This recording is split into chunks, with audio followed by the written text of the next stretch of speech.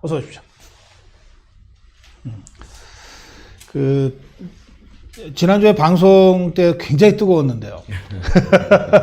놀랬습니다. 아, 그래요? 네. 정치 한 36년 하고 나서 예. 이렇게 많은 격려 전화, 또 예. 관심 전화를 받아본 것 참. 아이고, 다행입니다. 어떤 말씀들 하시던가요? 어쨌든 뭐 정말 반문, 비문, 이 세력들 뭉쳐서 네. 함께 정권 심판하자라고 하는 부분들에 대해서 이렇게 뜻을 같이 해줘서 고맙다. 네. 저는 뭐 그동안에 이정현 의원에 대해서 오해하고 있는 부분이 많이 있었었는데 아주 말끔히 씻었다. 이런 저도 아주 좋았습니다. 오해가 좀 있었던 것 같아요. 워낙 우리가 참 참담하고 어렵고 험한 세월을 지나왔기 때문에 그 과정에서 사실 대통령이 끌려내려오고 감옥 가는 이런 오목한 상황에 개인적으로 좀 오해가 있더라도 그거 해명하러 다닐 그런 여유도 없었죠. 저는 해명을 하려고도 하지 않았습니다. 왜냐하면 그분들의 심정과 마음을 너무 잘 알기 때문에 정말 통곡하고 싶고 정말 얼마나 땅을 치고 싶고 하는데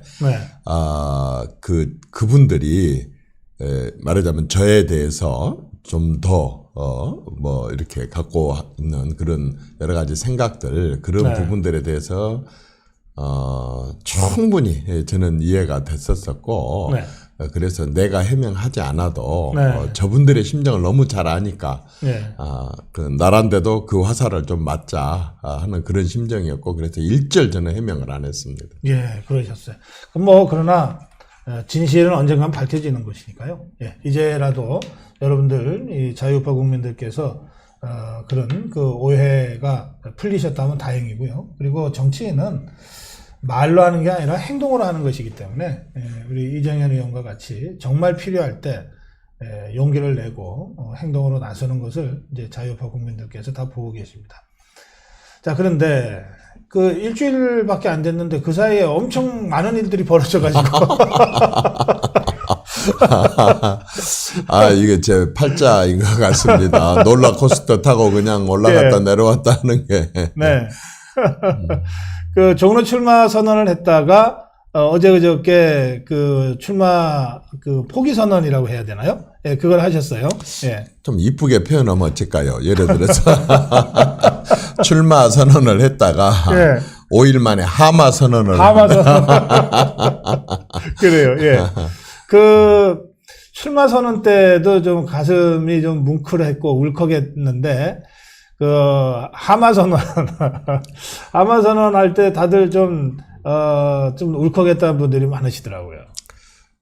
그런데 이제 잘 알다시피 제가 종로에 출마 선언을 할 때는 참 선거는 다가오고 있고 가장 상징적이고 주목받고 있는 정치 1번지에 좀 누가 나서지 않고 그랬기 때문에 저는 이제 온 몸을 던져서 이렇게 내가 나서서 말하자면 롤 모델이 되고 이런 것처럼 다른 지역도 좀 어렵고 힘들더라도 말하자면은 문재인 정권을 좀 심판하자라고 하는 뜻을 함께 하는 사람들이 좀 적극적으로 나서주기를 바라는 의미에서 이제 제가 나선 날 바로 방도 얻고 이사도 하고 주소도 옮기고 이제 이렇게 해서 그 다음날 새벽부터 이제 막 뛰기 시작을 했습니다. 아니 당일 선거 선언한 당일날부터 뛰기 시작했죠. 그랬는데 황교안 대표께서 출마 선언을 하셨습니다.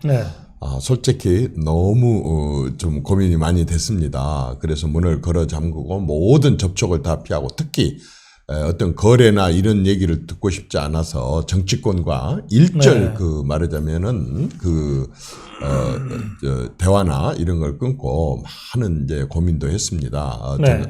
저는 하나님을 믿기 때문에 많은 이제 기도도 하고 이렇게 많이 이제 혼자 고민을 했습니다. 그런데 결과적으로 제가 출마 선언 때도 얘기했지만 문재인 정권의 잘못된 것을 끝장내기 위해서는 모든 정파, 모든 정당들이 그 뜻을 같이 한 사람들은 하나로 뭉쳐야 된다. 하나가 돼야 된다. 내가 선언을 했는데 지금 둘이가 나왔단 말입니다. 근데 저는 전임 당대표고 현 당대표는 제일 중요한 게 권위입니다. 당대표로서 보수 정당의 제1정당의 그 책임자로서의 권위, 그 권위를 제대로 보존시켜주고 조금 더 훼손시키지 않는 것이 중요하겠다라고 하는 판단이 있었고 그렇다고 한다면 하루라도 1시간이라도 빨리 선언을 해서 말하자면 황현 대표의 고민도 덜어드리고 또 보수의 분열도 조금이라도 빨리 막아야 되겠다라는 생각이 들었고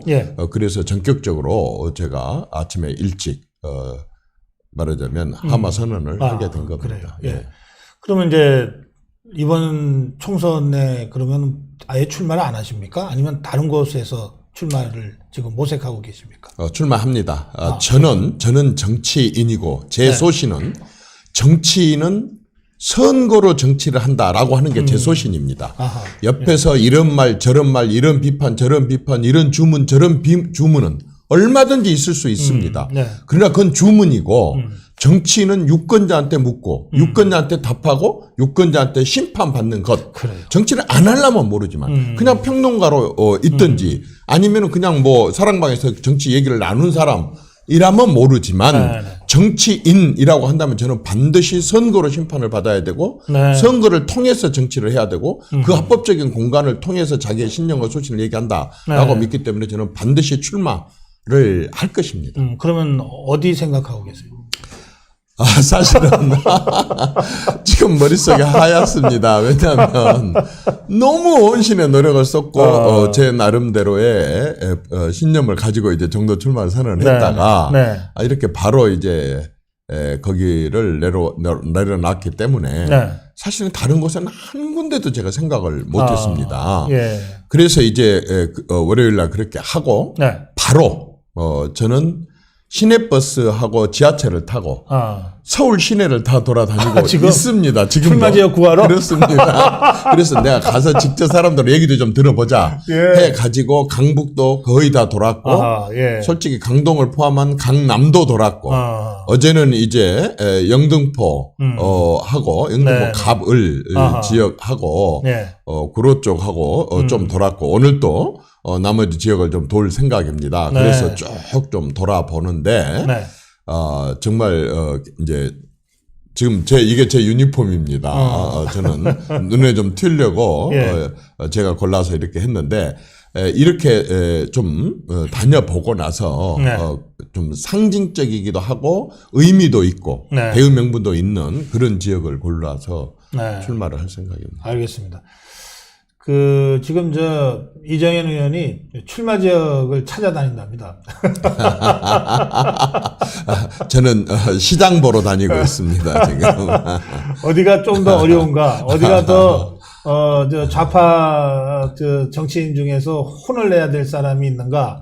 그리고 더 상징성이 있는 곳인가? 이런 거, 찾아다니고 있답니다.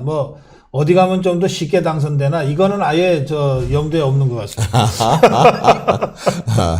저는 잘 알다시피,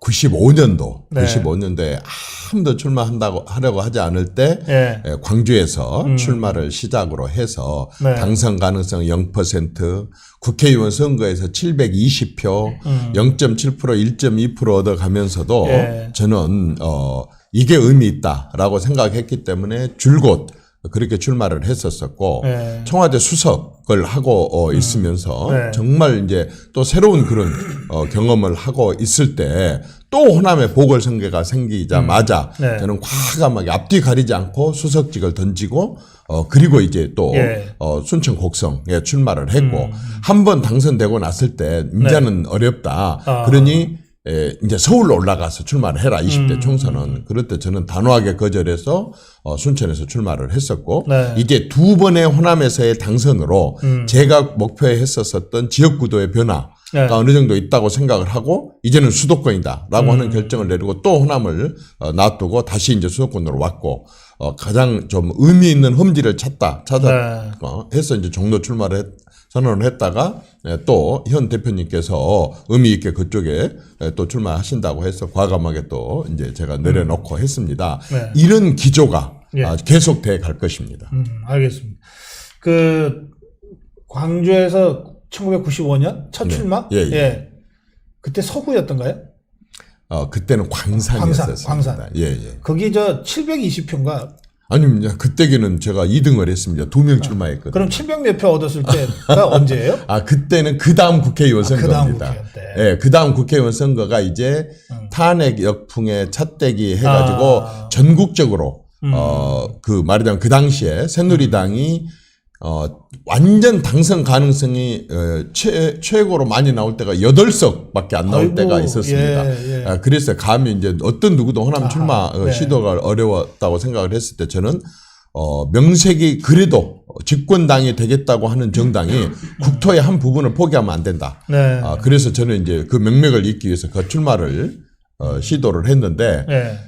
하도 사람들이 안 쳐다보고 좀 이렇게 해서 이제 우리 저희 집 친구하고 상의를 해가지고 그 당시에 대장금이라는 드라마가 막 끝난 뒤였는데 대장금의 남자 복장인 사모관대 결혼식 할 때 그 비슷한 게 사모관대라고 해서 제가 연극한 사람이라고 조금 속이고 이제 20만 원을 주고 빌려서 출마를 했는데 진짜 지금 말이니까 그렇죠. 대낮에 그걸 입고 그 길거리에 나가려면요 정말 한강에서 뛰어내리고 말지 정말 차에서 나오기가 어려울 정도로 너무너무 정말 좀 방송 용어로 쓰면 안 되지만 무지하게 쪽팔렸었습니다. 그런데 그렇게 하고 하루에 38번 40번씩 연설하고 얻은 표가 720표였었습니다. 아이고 참. 네. 저 기억나요. 그때 선거 치르고 나서 우리 사모님이 좀 많이 아프셨죠? 저희 집 친구는 이제 그때까지도 잘 버텼었습니다. 왜냐하면 떨어졌었으니까. 근데 제가 2008년도에 국회의원이 막 되고 나서 그 해에 이제 수술을 받기 시작해가지고 한 2년 3개월 동안에 3군데의 그 증상이 있어서 그걸 하다가 보니까 또 후유증이 있어서 또 다른 수술, 다른 수술 한 6차례의 그 전신마취 수술을 한 2년 3개월 사이에 받으면서 면역력이 많이 떨어지고 참 많이 안타까운 그런 있었습니다. 글쎄 말이에요. 하여튼 온몸으로 이 호남에서 3번, 4번 이제 도전을 해온 겁니다. 네. 그렇게 해서 이제 순천곡성에 재선을 하고 이제는 이 수도권 서울로 종로로 나가도 되겠다. 또 객관적으로 자유파가 그걸 요구한다. 이래서 종로 출마를 감행했다가 지금 이제 황교안 대표의 출마로 이 자리를 비켜주고 그리고 지금 더 센 놈 어디 없나 이러고 지금 찾아다니는 중입니다. 제가 좀 우리 시청자들이 보내주시는 문자 몇 가지만 좀 전해드릴게요. 대구 수성갑에서 김부겸과 붙는 건 어떠신가요? 라는 문자 있었습니다. 얼마든지 생각해 볼 수 있는 일이고, 또, 정말 의미도 있다고 생각을 합니다. 내가, 김부겸이 아니라, 어쨌든 지금 이제 대구, 경북, 부산, 경남, 울산, 이쪽에 비한나라당, 비한국당이 지금 국회의원들이 한 14명 정도 되고 또 지난 지방선거 때도 부산시장, 울산시장, 경남지사, 심지어는 구미 시장까지도 소위 말하자면은 친문 이런 사람들이 많이 그걸 했습니다. 저는 나쁘지 않다고 생각합니다. 지역에 뭐 이당 저당이 섞여서 할 수 있다고 생각합니다. 그런데 말하자면 그렇게 해가지고 아까 지역구도를 깨기 위한 국민을 통합시키고 화합시키기 위한 국정을 운영을 하고 정치를 했다고 한다면 저는 아까 저는 그 지역에 그렇게 깨진 것에 대해서 저는 정말 바람직하다고 봅니다. 왜냐하면 호남도 똑같은 현상이 일어났거든요. 그래요. 예. 호남도 사실상 지난 총선 때 국민의당, 안철수당, 예. 이 당에서 이계호라고 하는 담양 국회의원하고 순천에서 이정현이라고 무소속하고 둘이를 뺐고 전부 다 그 당이 다 싹쓸이를 했습니다. 그런데 이렇게 32여 년 동안 싹쓸이를 해왔던 당이 네. 호남에서 지금 거의 지금 말이에요. 거의 뭐 여론조사 해보면 전멸로 나옵니다. 예. 그렇다고 한다 그런다면 이제 양쪽이 다 이렇게 지역구도가 깨진다고 한다면 네. 정말로 국민을 통합시키고 화합시키고 하나가 되게 만드는 그런 정치를 하려고 해야 되는데 오히려 그걸 기반 삼아서 경상도에서 아까 김부겸이나 이런 사람들이 당선된 걸 기반 삼아 가지고 완전히 전국을 갖다가 너무 급진적인 네. 그런 좌편향의 정책을 막 몰아붙여 가지고 네. 온 국민을 갖다 오히려 더 확 분열시키고 편을 가르고 다시 회복할 수 없을 만큼 이런 식으로 감정을 쌓이게 만들고 있는데 저라도 쫓아가서 정말 그걸 확 뒤집고 싶습니다. 예, 예. 그러나 저는 그 부분에 대해서는 생각지를 좀 자제를 해야 될 것 같습니다. 왜냐하면 예. 제가 아니더라도 네. 너무 현명하고 그 다음에 정말 그 바람직하고 합리적이고 이성적인 대구 시민들이 충분하게 심판을 해줄 거라고 보고 그래요. 저는 수도권의 또 다른 지역에 말하자면 이런 심판을 위한 알겠습니다. 그런 선수로 뛰어야 되지 않을까. 여기 심상정 잡으러 고향 출마하시면 안 될까요? 이런 의견도 많이 올라왔습니다. 예, 저도 그 얘기를 많이 들었습니다. 예.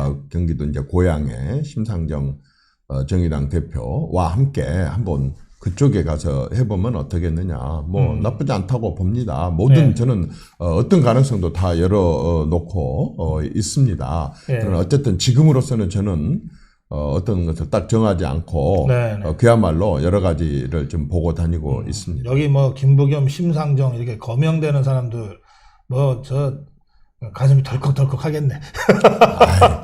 그러지 않죠. 그분들 나름대로 또 다 지역 기반을 갖고 계신 분들이고 우리가 예. 개인에 대한 저는 생각은 없습니다. 그렇죠. 누구하고 개인이 밉거나 개인을 어떻게 잡아야 되겠다 이런 생각은 없습니다. 네. 정말 안 되지 않습니까? 국민 여러분 지금 제가 아까 버스 타고 시내버스 타고 또 이렇게 마을버스 타고 그 다음에 지하철 타고 내가 지금 시장 보러 다닌다고 했는데요. 네. 정말 옆자리에 앉은 사람마다 심지어는 건너편에 앉았다 제자리에 와가지고 네. 서민들 살기가 너무 힘들다. 노동자들 살기가 힘들다. 우리는 대기업 중소기업 모르겠다.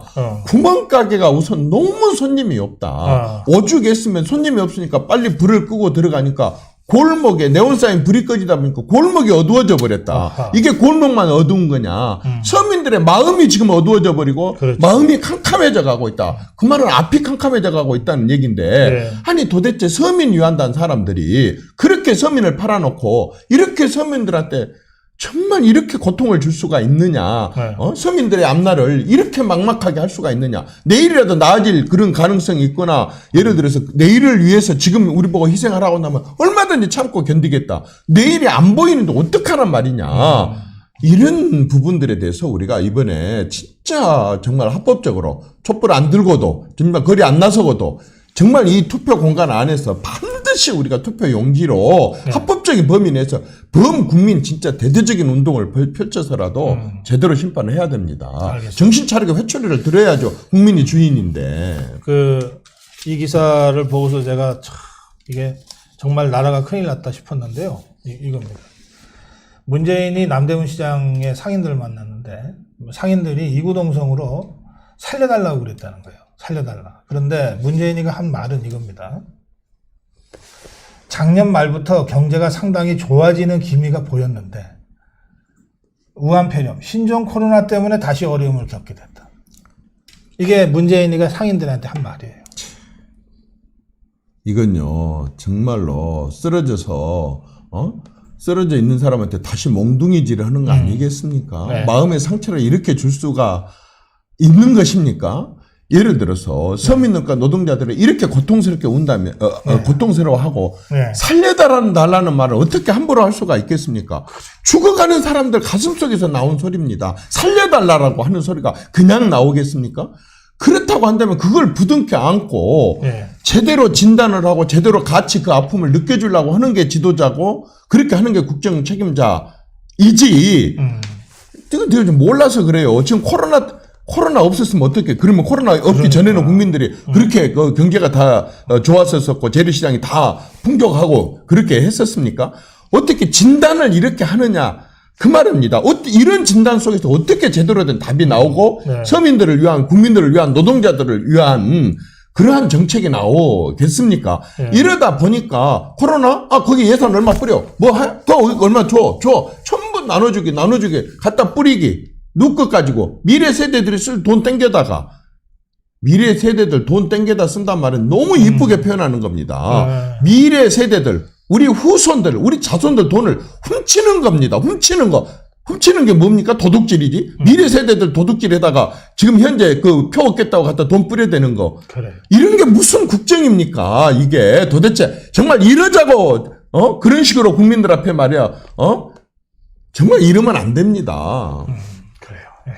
하여튼 이 문재인이가 이 남대문 시장 상인들하고 살려달라는 상인들한테 한 말을 들으면서 정말 모든 분들이 이 문재인 좌파 정권한테는 정말 더 이상 기대할 수가 없구나. 아마 절망감도 느끼고 이 분노도 같이 느꼈을 것 같습니다.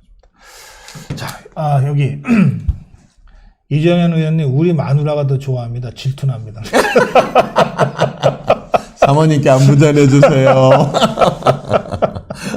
아이고 참네.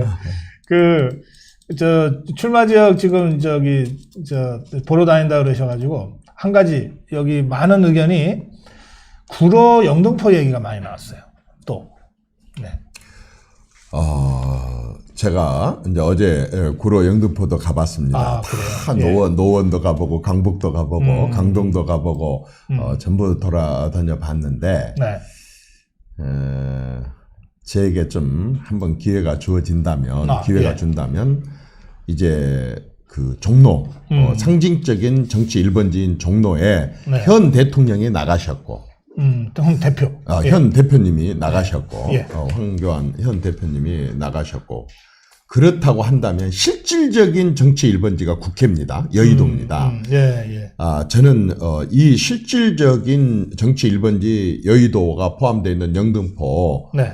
에서 정말 국민들에게 제대로 된 정치 개혁, 정치 쇄신, 특히 우리 보수가 어떻게 달라지고 어떻게 변화돼야 되고 어떻게 우리가 정말 전환을 해야 될 것인가 네. 라고 하는 부분에 대해서 그동안에 많은 경험을 했었던 걸 살려서 예. 한번 제대로 한번 해보고 싶은 욕심은 있습니다. 예. 그렇죠. 여의도가 정치 1번지니까 여의도가 포함되어 있는 지역구가 영등포 을이던가요? 예, 영등포 을. 예. 여기서 황교안 대표는 종로에서 가장 상징성 있는 종로에서 전국 선거를 지휘하고 여의도 정치 1번지는 전 대표인 이정현이 한번 감당해 보는 것도 한번 그려볼 만하다. 예, 알겠습니다. 예. 거기가 지금 민주당 누구 신경민인가요? 신경민 의원하고 김민석 전 김민석 의원이 의원하고 지금 경쟁을 하고 둘이서 있습니다. 진흙탕 싸움 하고 있더군요. 뭐 뉴스 보니까 정말 그래요. 아직 결론이 나온 건 아니고요. 또 물론 이정현 의원은 현재까지도 무소속이기 때문에 그렇습니다. 뭐 한국당이나 통합신당의 공천 여부와 관계없이 그냥 나 여기서 출마한다고 하면 하는 겁니다.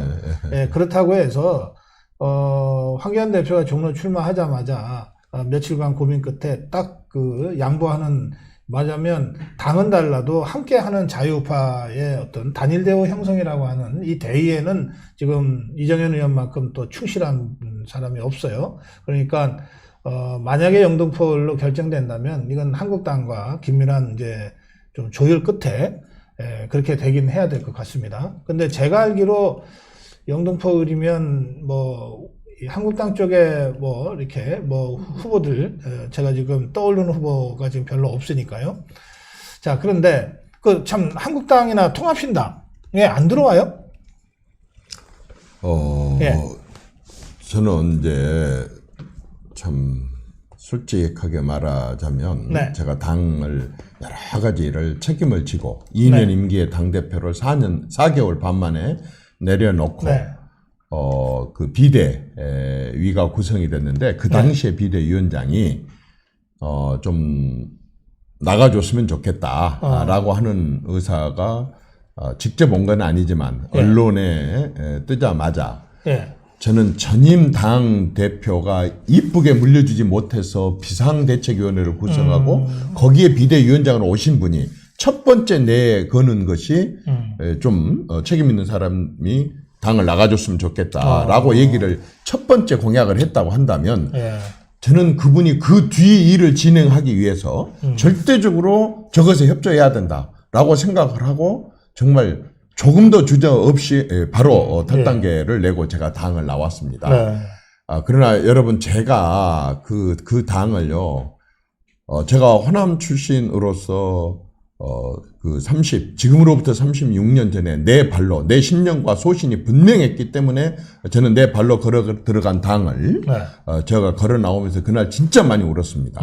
어쨌든 저는 그 당을 그 새로운 비대위원장이 공약으로 내세웠었던 첫 번째 약속으로 내세웠던 걸 지켜주기 위해서 네. 저는 기꺼이 제가 모든 책임을 지고 제가 상징적으로 먼저 나가겠습니다 하고 나왔습니다.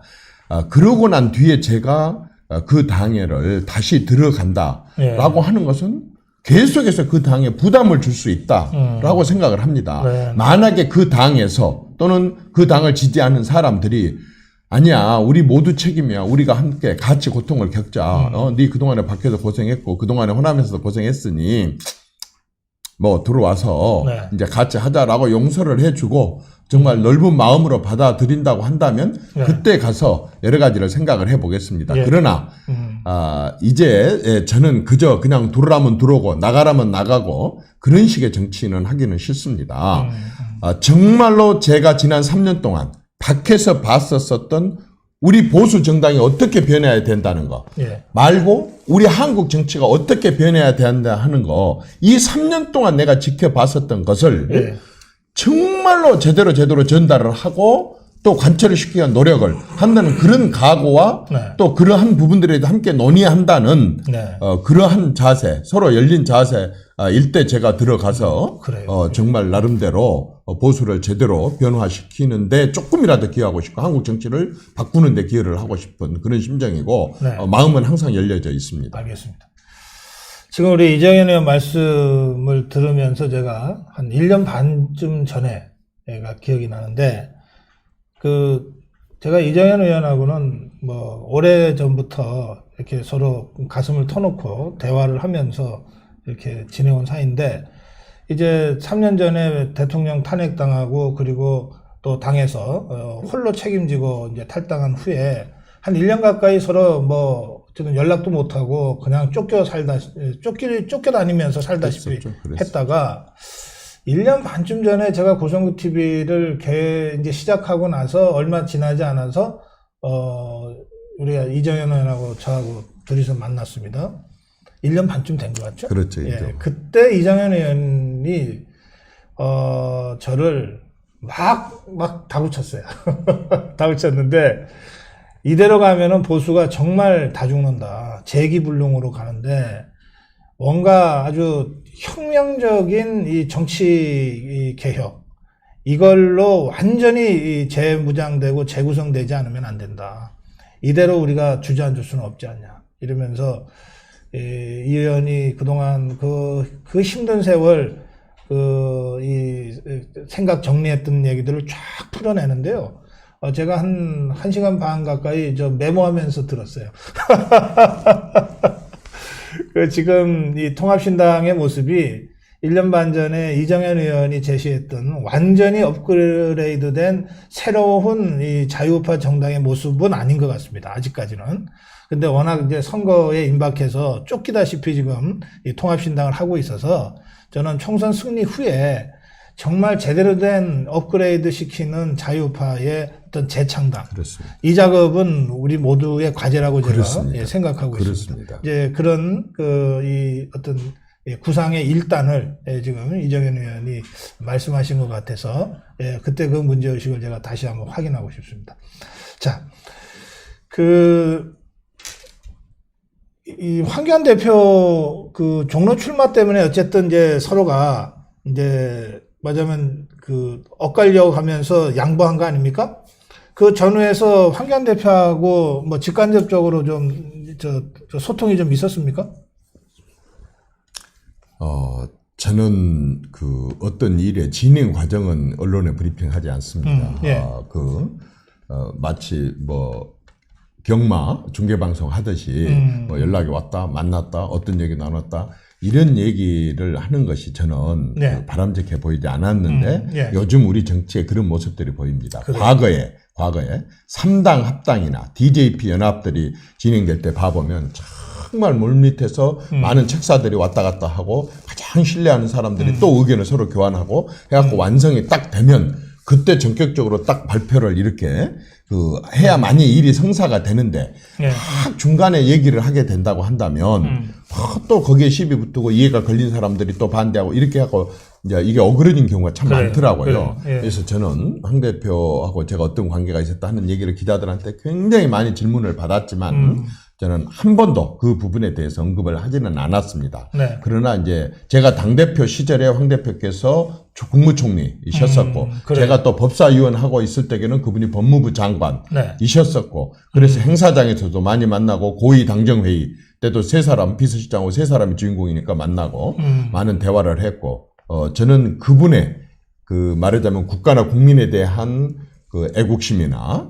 또 그 관 이런 부분에 있어서 털끝만큼의 의심도 하지 않고 있고 네. 정말 맑고 깨끗하게 살아오신 분이기 때문에 네. 잘 해 주시리라 믿고 지금은 제가 뭐 양보를 한다든지 협조를 한다든지 이런 표현으로 제가 감히 쓰고 싶지가 않습니다. 예. 어쨌든 우리 세력들은 어쨌든 이러한 걱정스러운 문재인 정권의 폭주를 막기 위해서는 너가 없고 내가 없고 네 이익이 없고 내 이익이 없고 우선은 이게 선입니다. 이게 최고의 가치고 예. 이걸 위해서는 서로 뭉쳐야 되고 먼저 양보할 수 있는 사람이 먼저 내려놓고 하는 서로 간에 그러한 어떤 모범을 예. 서로 각자가 보여야 되지 않겠는가 하는 그런 생각이 듭니다. 알겠습니다.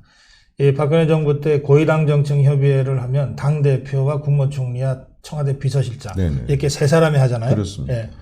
그 고위당 정청 협의회를 하다 보면 이 사람의 국가 경영의 비전과 능력이 어느 정도다. 그럼요. 진정성이 있는 사람이다. 그럼요. 이걸 다 느끼게 되죠. 다 느끼게 되죠. 예. 예. 이렇게 함께 일을 하면서 쌓은 신뢰가 어떤 면에서는 뭐 아주 어릴 때부터 정말 40년, 50년 친구 사이에 쌓은 신뢰와는 결은 다르지만 그렇습니다. 그 함께 일하면서 이 쌓은 신뢰가 이 정치판에서는 정말 중요하다. 그렇게 생각합니다. 제가 지금 한 가지 부탁드리고 네네. 싶은 것은요. 지금 누가 리더십이 있다 없다 이건 나중에 따집시다. 또 누가 리더다 아니다 이것도 나중에 따집시다. 네. 누가 잘하고 못한다 이것조차도 나중에 따집시다. 지금은요. 보통 비상시국이 아닙니다. 그냥 우리가 이렇게 그 정치 얘기 쉽게 해서 그렇지요. 네. 만약에 지금 집권하고 있는 저 사람들이 이런 식의 정치를 하는 사람들이 200석 이상 그러니까 그것은 자기들하고 같이 동조하는 세력도 마찬가지입니다. 동조하는 당까지 합해갖고 200석이 딱 넘으면요. 저는 틀림없이 사회주의 내용이 많이 가미된 개헌이 제일 먼저 이루어질 겁니다. 네. 개헌이 제일 먼저 이루어질 뿐만 아니라 여러분 이거 꼭 기억해 주십시오. 이거 제가 지어낸 말이 아니라는 거 한번 보십시오. 이해찬 집권 여당의 당 대표가 이렇게 처음 연설을 했습니다. 공개 석상에서 보수를 괴멸시키겠다 그랬습니다. 그렇죠. 보수를 완전히 없애버리겠다. 보수가 완전히 없어지면 어떻게 괴멸시켜도 없어지면 어떻겠습니까? 완전히 급진 좌파 세력들만 남게 되고 그들이 모든 권력을 다 쥐게 된다는 것입니다. 그게 저거 농담이겠지 했거든요. 근데 뭐라고 얘기를 하냐면은 우리가 20년 집권을 하겠다. 또 이렇게 얘기를 합니다. 네. 그래서 아니 집권은 국민들이 시키는 것이지 유권자들이 시키는 것이지 여당 당대표가 20년 집권하고 싶다 그러면 20년 집권하는 거야? 어떻게 정치를 많이 했다는 사람이 국민 알기를 이렇게 졸로 보고 이렇게 말을 함부로 할 수가 있지? 네. 그런데 그게 거짓말이 아니고 정의당하고 선거법 연대를 해가지고 연동형 비례대표를 해가지고 자 우리는 지역구 먹고 우리 비례대표는 누구 밀어줘가지고 그렇게 하게 된다고 한다면 훨씬 많은 석을 얻을 수 있다. 어떻게? 노골적으로 얘기를 했습니다. 이해찬 총리가. 지역구에서 240석, 비례대표로 20석, 260석을 얻겠다고 얘기를 했습니다. 와, 어떻게 저렇게까지 진짜 일관되게 저렇게 목표를 얘기를 할 수 있지? 끝에 가서 뭐라고 얘기를 했느냐? 내 살아생전에는 정권 내놓지 않겠다라고 얘기를 했습니다. 그래. 아니, 정권을 누가 가지고 있습니까? 아니, 그동안에 민주주의 입으로 막 그렇게 국민을 주인이라고 하는 민주주의를 얘기했었던 사람이 정권을 연장하고 싶으면 정권이 연장을 시키는 것이고 240대, 260대 얻고 싶으면 자기들 마음대로 얻을 수 있는 것입니까? 네. 이런 세력들하고 지금 우리가 나눠서 이렇게 있으면 안 됩니다. 정말로 하나가 네. 되어야 된다. 네. 그래서 총선에 반드시 그 개헌 저지선뿐만 아니고 정권을 제대로 심판을 해서 네. 정말 이러한 폭주를 막아야 된다고 알겠습니다. 생각합니다. 마지막 질문 드릴게요. 많이 지금 다니고 계시잖아요. 네, 오늘 영등포 을의 전략적 중요성을 말씀하셨지만, 뭐 영등포 을로 출마를 할지 아닐지는 아직은 더 열어놓고 봐야 될 것 같은데, 많이 다니시면서 많이 사람들 만났을 것 같은데, 특히 이제 우리 호남의 대표적인 정치인이기 때문에 수도권에 있는 재경 호남인들의 그 민심의 흐름과 정서도 누구보다 잘 알 것 같아요. 어떻습니까? 변화가 있습니까? 없습니까? 제가 만나본 사람들이 한정되어 있기 때문에 호남 수도권에 살고 있는 재경 호남 향후들의 변화가 있다 없다라고 하는 것을 제가 자신 있게 얘기를 못 하겠습니다. 네. 그러나 이 말하자면은 보수를 포함한 비문들은 네. 호남에 대한 인식을 몇 가지 바꿔야 될 게 있습니다. 우선은 호남 사람들이 상당하게 정의로운 생각을 갖고 있는 것은 사실입니다. 굉장히 어려운 권위주의 정권 시절에 그 권위주의에 아주 강하게 맞서서 당당하게 싸운 것, 또 역사적으로 그 이전을 봐도 의병을 포함해서 그런 의로운 그런 점들이 많고, 또 충무공도 얘기했었지만 호남이 없으면 나라가 있었겠느냐라고 할 정도로 나라가 어려우면 온 몸을 던지고 해왔었습니다. 그러다가 어느 시점부터 우리도 우리 지역 출신 대통령 한번 갖고 싶다라고 하는 정치적인 말하자면 목표도 분명히 있었습니다. 예. 그런데요, 그 목표가 실현이 됐습니다. 그렇죠. 김대중 대통령이 당선이 됐다고요. 우리도 우리 지역 출신 갖고 싶었는데 가졌다고요. 그리고 그와 유사한 정권들, 압도적으로 밀어서 당선됐었던 그런 대통령들이 벌써 노무현 대통령 그리고 문재인 대통령 두 번이나 나왔어요. 이제 호남 사람들이 갖고 있었던 어떤 정의의 실현, 민주화의 실현, 죄송합니다. 그냥 들고 왔어요. 그래도 되겠습니까? 예. 그냥 그래요. 이게 또 실현이 됐을 뿐만 아니라, 이제 아까처럼 지역에, 사실 한풀이도 이미 이제 저는 한풀이라는 표현까지는 쓰고 싶지는 않습니다만, 어쨌든 정치적인 목표들이 많이 실현이 됐습니다. 그러면요, 그 다음 몫은요, 호남 사람들 몫이 아닙니다. 그 다음부터 몫은 이제 보수의 몫입니다. 보수가 그동안에 우리가 왜 호남 사람들로부터 사랑을 못 받았지? 라고 하는 부분들에 대해서 보수가 진지하게 좀 생각을 해가지고 훨씬 더 따뜻하게, 훨씬 더 넓은 마음으로 호남을 끌어안고 당장의 효과가 없다고 한다면 계속 노력을 했었어야 됩니다. 해도 안 되는데 이정현이가 했지 않습니까? 왜 안 됩니까? 도대체 누구 입에서 안 된다는 얘기가 나옵니까? 여러분들, 제가 이런 비유 한번 해볼까요? 간이 우리 몸뚱아리 중에서 이만합니다. 콩팥이 이만합니다. 이렇게 작다 그래가지고 이거 포기하면 어떻게 됐습니까? 죽습니다. 여러분들이 보기에, 보수 눈에 보기에 호남이 작아 보이고 호남이 얼마 안 돼 보입니까? 대한민국 국토의 호남을 포기하게 되면은 대한민국 국민이 다치게 되고 나라가 어려워지게 되는 겁니다. 간이 조그맣다고 콩팥이 조그맣다고 함부로 무시해서는 안 되듯이 호남은 그렇게 해서는 안 됩니다. 이제는 호남도 내가 집권하게 되게 된다고 한다면 우리 국토의 한 부분이고 우리 국민의 한 일원이다라고 생각을 하고 과감하게 탕평책도 펼치고, 또 그분들이 그동안에 섭섭하고 주장해왔었던 정의로운 그러한 부분들에 대해서도 옳습니다. 받아들이고, 그분들이 아파했었다고 한다면 또 같이 울어주면 안 됩니까? 이렇게 해갖고 만약 그 경우에 호남의 마음을 얻게 된다고 한다면 수도권에 와서 살고 있는 호남 사람들은요, 너무너무 많은 다른 지역 사람들과 어울려 살면서 굉장히 마음들이 다 넓어졌고 열려져 있습니다. 꼭 그 사람들까지 같이 우리가 마음을 얻어야만이 명색이 집권 세력이고 집권당이지, 이 조그만 나라에서 한 지역을 포기하거나 한 지역민들을 포기한다고 하는 것은 그것은 집권 자격이 없는 것입니다. 이것부터 우리가 보수가 고치게 된다면 집권도 쉽게 될 거고 집권된 뒤에 나라도 훨씬 잘 될 것이라고 생각합니다. 알겠습니다. 예. 이 호남 민심, 그러나 이제 제가 이정현 의원 말씀 중에 민심은 늘 변할 수 있는 거죠. 말씀 중에 어떤 경우에도 이 호남을 포기해서는 안 된다. 이 점은 우리 자유파 진영에서 꼭 견지하고 명심해야 될 부분입니다. 제가 2년 전 6.13 선거 때 뭐 선거 전체를 이기고 지고를 떠나서 진짜 이러면 안 되는데 라고 했던 게 호남 지역에 거의 후보를 내는 걸 포기했던 겁니다. 바로 그 점입니다. 이게 무슨 이게 정말입니다. 수권 정당이 있을 수 있는 내가 이래서 고성국 박사 좋아합니다. 진짜 어떻게 선거를 포기합니까? 후보 내는 걸 포기합니까? 네, 그러니까 말이에요. 네. 예. 우리 이정현 의원의 이 호남 민심에 대한 말씀은 바로 그런 이 자유한국당이 당당한 전국 정당으로 수권 정당으로 나아가기 위해서 감당하고 감수하고 온몸으로 껴안아야 될 그런 부분이다. 이런 말씀으로 제가 이해를 합니다. 예, 마무리 인사 말씀하실래요? 오늘도 방송 끝나면 또 전화가 불나올 저는요, 오늘 마무리 인사 말씀은, 한국당 지도부, 그리고 공천 심사위원들한테 좀 한마디 하고 싶습니다.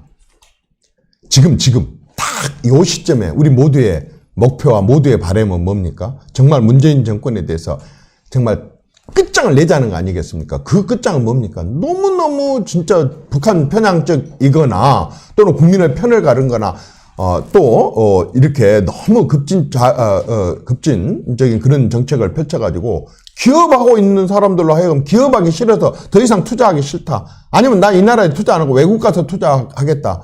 이런 마음을 갖게 해가지고 어떻게 경제를 살리고 어떻게 재정 수입을 확보를 해서 어떻게 복지를 실시하고 또 새로운 미래를 위해서 나갈 수 있겠습니까? 그래서 이것은요, 필연입니다. 이번에 꼭 진짜 이 정권을 끝장내는 그런 선거를 해야 됩니다. 그러려면 어떻게 해야 되냐면요.